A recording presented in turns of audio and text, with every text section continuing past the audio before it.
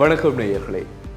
நாட்டில் ஜனாதிபதியாக அனுரகுமார் திசாநாயக்க வென்ற பிறகு நாட்டு மக்களுக்கு மஹிந்த ராஜபக்ச சொன்ன விடயம் என்ன? இது தொடர்பாக நாங்கள் விரிவாக பார்க்கலாம்.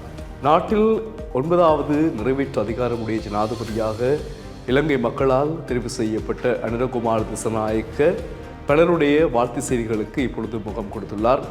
வெளிநாட்டு தலைவர்கள் மற்றும் பலர் வாழ்த்துக்களை சொல்லிக் கொண்டிருக்கின்றார்கள். இந்த நிலையில் ஸ்ரீலங்கா பொதுஜன பெரமுன சார்பில் மஹிந்த ராஜபக்ச நாட்டு மக்களுக்கு என்ன சொல்லுகிறார் என்றால், எங்கள் பக்கமுள்ள பிழைகளை நாங்கள் ஆராய்ந்து அதனை திருத்தி அமைத்துக் கொண்டு மீண்டும் நாடாளுமன்ற தேர்தல் ஊடாக நாங்கள் மக்களை சந்திப்போம். இப்போது இருக்கக்கூடிய சவால்களை எதிர்கொண்டு வெற்றி கொள்வோம். ஆனால் இப்பொழுது இலங்கை ஜனாதிபதியாக இருக்கக்கூடிய அனுரகுமார் திசாநாயக்க நாட்டினுடைய சவால்களை வெற்றி கொள்ளக்கூடிய அல்லது நாட்டை சரியான முறையில் கொண்டு செல்லக்கூடிய ஒரு தலைவர் என்பது எங்களுக்கு தெரியும். அந்த திறன் அவருக்கு இருக்கிறது என்று மஹிந்த ராஜபக்ச சொல்லியிருக்கிறார்.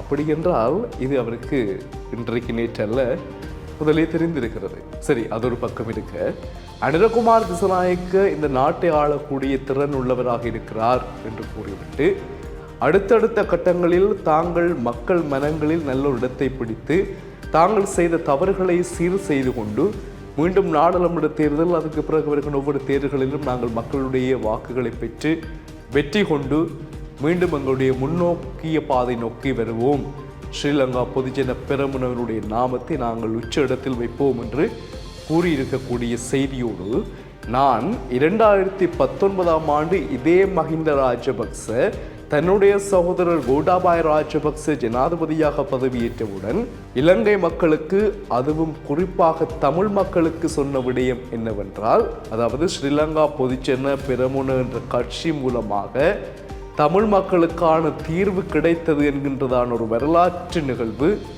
எங்களுடைய காலத்தில் நடைபெறும்.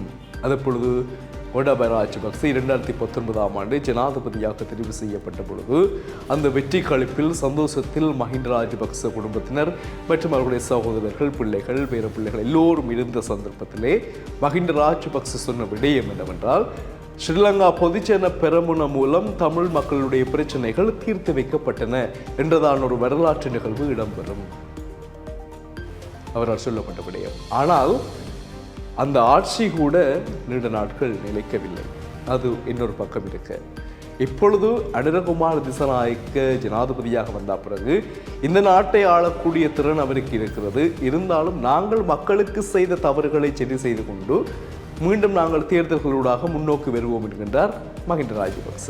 இதற்கிடையில் நாமல் ராஜபக்சவும் இதே கருத்தை வித்தியாசமாக சொல்லியிருந்தார். ஒரே விஷயம் தான் என்னவென்று சொன்னால், மக்கள் சரியான ஒரு பாடத்தை எங்களுக்கு புகட்டி இருக்கின்றார்கள் இந்த தேர்தலில். அதை நாங்கள் அந்த பாடத்தை சரியாக புரிந்து கொண்டு கற்றுக்கொள்ள வேண்டிய விடயங்களை கற்றுக்கொண்டு மீண்டும் எங்களை திருத்தி கொண்டு வருவோம் என்றவாறு நாமல் ராஜபக்ச சொல்லியிருந்தார். ஆனால் இதற்கிடையில் கோட்டாபாய ராஜபக்ச அவர் நேபாளத்திற்கு போய்விட்டார். பசில் ராஜபக்ச அவரும் போய்விட்டார், நாட்டில் இல்லை. இருக்கக்கூடியவர்கள் இவர்கள் தான் இந்த விடயங்களை சொல்லியிருக்கின்றார்கள். இதை வைத்துக்கொண்டு ஸ்ரீலங்கா பொதுஜன பெரமுனவுக்கு மக்கள் பாடம் புகட்டி இருக்கிறார்கள் என்றால், எந்த மக்கள் புகட்டி இருக்கின்றார்கள்? சிங்கள மக்கள் தான் புகட்டி இருக்கிறார்கள். சரியான பாடத்தை புகட்டி இருக்கின்றார்கள். கோட்டாபாய ராஜபக்ச 22 தேர்தல் மாவட்டங்களில் 16 இடங்களில் வெற்றி கொண்டார் 2019ஆம் ஆண்டு. அந்த 16 இடங்களில் 15 இடங்களில் இப்பொழுது அனுரகுமார் திசாநாயக்க வெற்றி பெற்றிருக்கின்றார். கோட்டாவினுடைய இடம் முழுக்க அனுரகுமார் வெற்றி பெற்றிருக்கின்றார். சொந்த இடத்தில் கூட வெற்றி பெற முடியாமல் மஹிந்த அணி இருக்கிறது. அப்போ பாடம் புகட்டியது யார்? சிங்கள மக்கள். யாருக்கு? மஹிந்த குடும்பத்திற்கு. அப்போ நாங்கள் தான் பாடம் புகட்ட வேண்டும் என்பதான நிலைப்பாடு தமிழ் மக்களுக்கு இல்லை. ஏன்?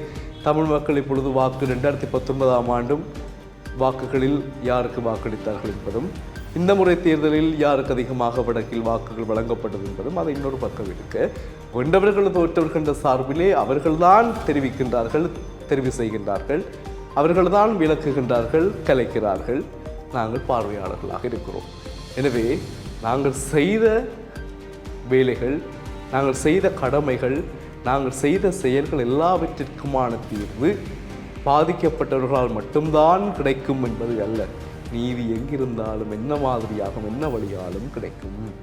அப்போ இந்த வெற்றியை பயன்படுத்தி கொண்ட அனுரகுமார் திசாநாயக்க இந்த பாடங்களையும் அவரும் கற்றுக்கொண்டு நாமல் ராஜபக்ச சொன்ன மாதிரி, மஹிந்த ராஜபக்ச சொன்ன மாதிரி, ரணில் விக்ரமசிங்கே கூட சொல்லியிருந்தார். என்ன மாதிரி, நான் இனி எந்த தேர்தலிலும் போட்டியிடப் போவதில்லை, ஒரு தேசிய பட்டியல் ஆசனம் கூட எனக்கு தேவையில்லை, நான் நின்றிலும் போட்டியிட மாட்டேன் அவரும் சொல்லியிருக்கிறார். சஜித் பிரேமதாஸ் என்ன சொல்லியிருக்கின்றார், நாட்டில் வென்றவர்கள் தான் நாட்டினுடைய அக்கறை உள்ளவர்களாக இருப்பார்கள் என்று சொல்ல முடியாது, நானும் அனிரவோடு சேர்ந்து நாட்டை முன்னேற்றுவதற்கான பங்களிப்பை வழங்குவேன் என்றார். விஷயம் முடிஞ்சு.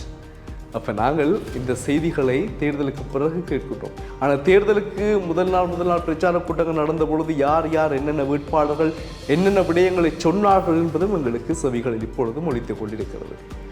அது தொடர்ந்து ஒலித்துக் கொண்டே இருக்கும் ஒவ்வொரு தேர்தல்களிலும். மீண்டும் சந்திப்போம் நேயர்களே, வணக்கம்.